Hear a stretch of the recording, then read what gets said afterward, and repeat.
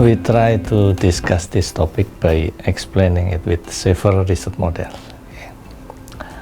But we try to equate our perception of the phenomenon of two sample research model like the following pictures. The first model, variable x1, x2, x3, and y have their own theoretical studies. And the second model, x1, x2, and x3, there is no theoretical studies because it was born from the study of variable y theory. And the first model has a residual xn, namely variables other than x1, x2, and x3. And the second model, there is no residual. The first model was analyzed using regression analysis, and the second model was analyzed using regression tree analysis. Now we want to explain it through the following model.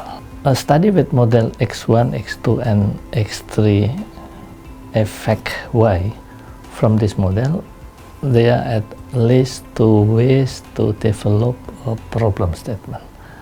The first way, there is only one number of problems statement, namely how do x1, x2, and x3 influence y individually or together.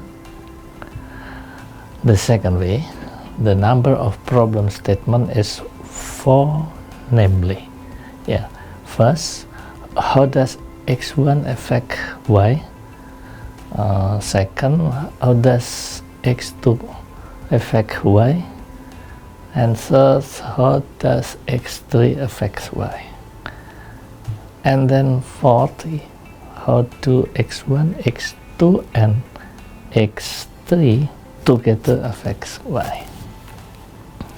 However, the research model has not been able to find out what the trend of condition y is in the population, haven't been able to find out the x1 condition trend in the population, haven't been able to find out how the x2 condition trend in the population, haven't been able to find out how the condition of x3 trend in the population, haven't been able to find out whether x1 has a genuine influence on y, haven't been able to find out whether x2 has a genuine influence on y, haven't been able to find out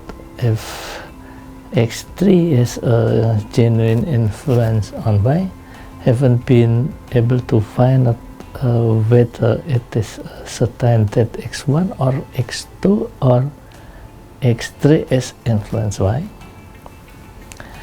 Which dimension among x1, x2, and x3 is the most dominant in determining the formation of y? Which indicator among x1, x2, and x3 is the most dominant in determining the formation of y? The first model is also unable to find which of the sample member has condition y, like the result of condition y in the population. The first model is also unable to find which of the sample member whose condition y is below the level of condition y in the population. The first model is also unable to find out the background of the sample members, which independent variables dimension, and indicator are the most dominant in determining the formation of Y in the population. This in-depth model requires a neuroresearch approach. Yeah. From the neuroresearch model, it has meaning how important it is to build a construct from each variable. For this reason, neuroresearch requires 3 stages, namely, the first stage, exploratory research in the form of qualitative research. And then the second stage, explanatory research, is quantitative research to explain trend in the population for each variable and the role of exogenous variable in forming endogenous variables. Dimension and indicator we born from the study of independent variable theory. Then it is called an exogenous variable.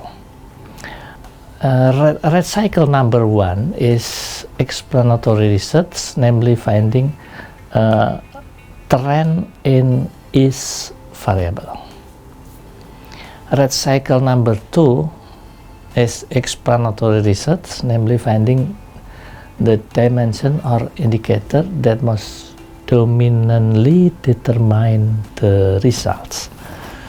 And then red cycle number 3 is confirmatory research, namely to find difference in dependent and independent variable based on differences in demographic background category. What is construct? Construct is the final conclusion from the theoretical study of each variable. The study in question was inspired by previous research, result source from reputable international journal.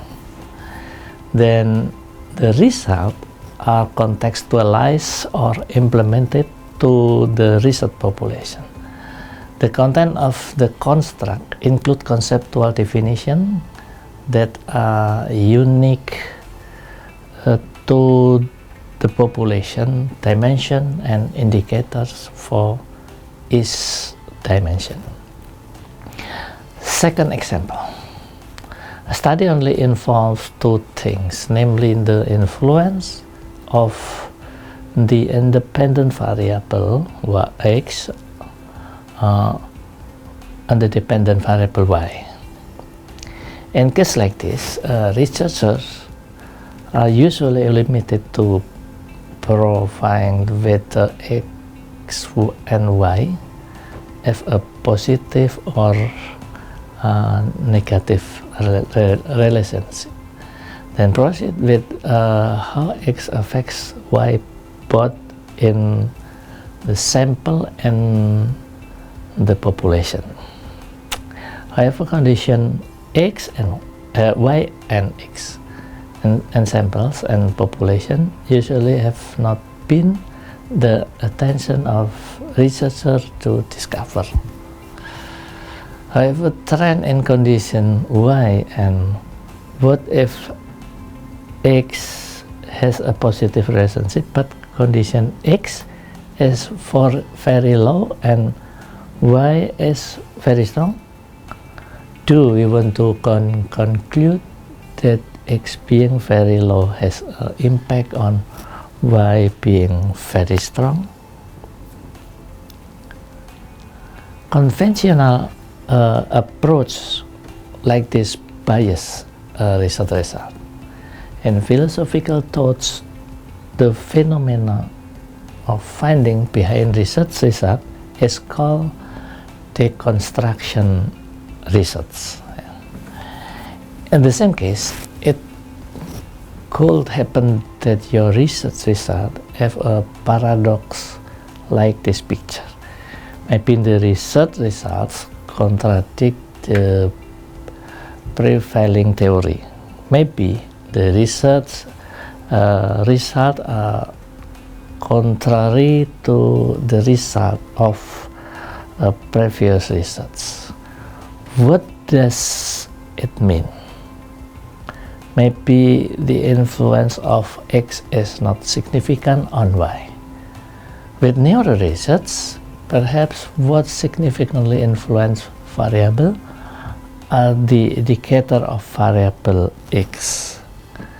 With neuroresearch, it is possible that the variable Y does not have a significant influence.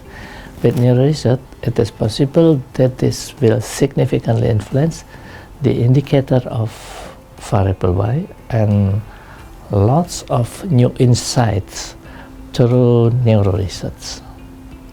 Thank you.